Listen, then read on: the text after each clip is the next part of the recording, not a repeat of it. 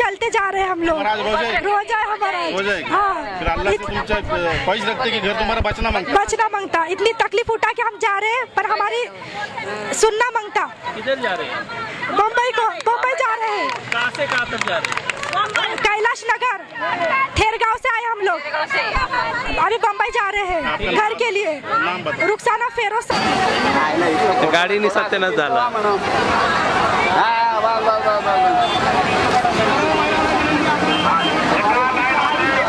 पाठीमागे राहील, अंतर ठेवामध्ये ढकलाढकली करू नका, खूप लांब जायचं, लांब थांबा जरा, पुढे नका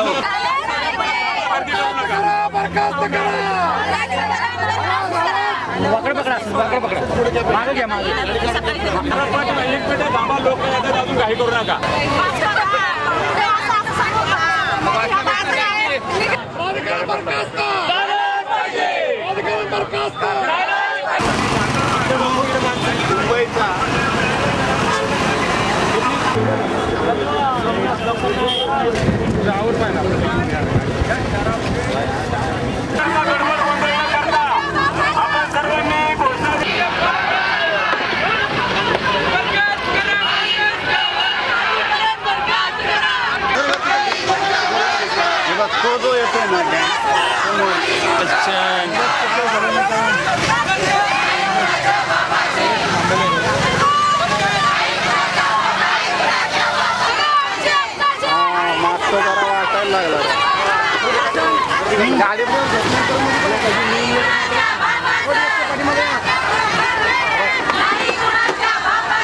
हो फोटो आहे खरं, काय महिना पुढं पाठवून आणि गोपच करा महिना।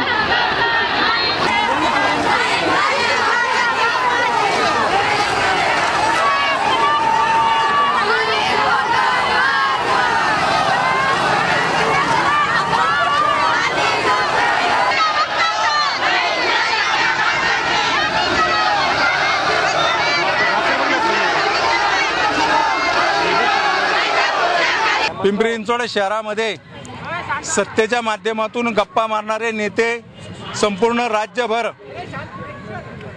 फिरत असताना पिंपरी चिंचवड शहर एक मॉडेल सिटी केले असं सांगतात, परंतु पिंपरी चिंचवड शहरामध्ये अनधिकृत बांधकामाचा प्रश्न गेले 30 वर्ष रखडलेला आहे। या बांधकामाच्या प्रश्नाच्या संदर्भामध्ये कुणी देखील आवाज उठवत नाही, प्रश्न मार्गी लावत नाही। प्राधिकरणग्रस्त नागरिक आणि पिंपरी चिंचवड महापालिका ग्रस्त नागरिक पिंपरी चिंचवड शहरामध्ये जवळपास 5.5 लाख बांधकामं आहेत, त्याच्यातली 3.5 लाख बांधकामं ही अनधिकृत आहे आणि या अनधिकृत बांधकाम जे आहेत ती सर्वसामान्य नागरिकांचे आणि या नागरिकांना न्याय देण्यासाठी, न्याय मिळण्यासाठी आज सगळे नागरिक रस्त्यावर उतरले आणि रस्त्यावर उतरून मुंबईला विधानसभेवरती मोर्चा काढलेला आहे। आता तरी प्रशासनाला जाग येईन का असा आमचा सवाल आहे। किती महिला पुरुष अशा जवळपास 25,000 नागरिक आज सकाळपासून रस्त्यावर उतरलेले आहेत आणि रस्त्यावर उतरून मुंबईच्या दिशेने चाललेले।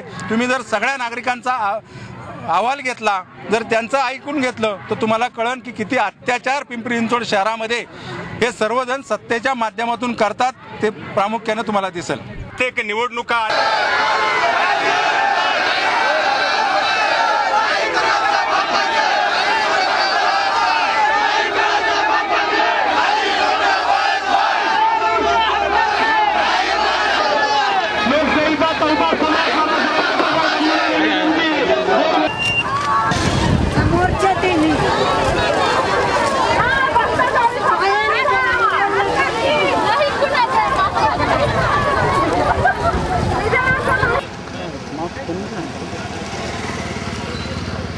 आल्या की आम्ही तुमची घरं अधिकृत करतो अशा पद्धतीची भूमिका इथले सगळे सत्ताधारी करतायत।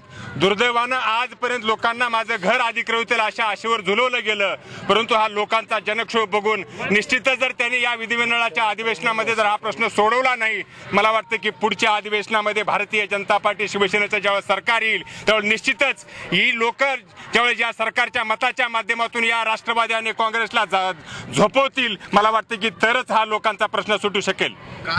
बोला जाणार नाही तोपर्यंत आमचा हा मोर्चा पायी विधिमंडळाच्या निश्चित अधिवेशनापर्यंत चालेल। मला वाटते खडसे साहेब, तावडे साहेब, सुभाष देसाई, नीलमताई ही सगळी नेते मंडळी माननीय मुख्यमंत्र्यांना आम्ही वेळ मागितलेली आहे। तुम्ही आमचं म्हणणं ऐकून घ्या आणि कुठेतरी लोकांना न्याय देण्यासाठी, लाज असेल तर न्याय देण्यासाठी तुम्ही आम्हाला संधी द्या, अशा पद्धतीची विनंती आम्ही करतोय।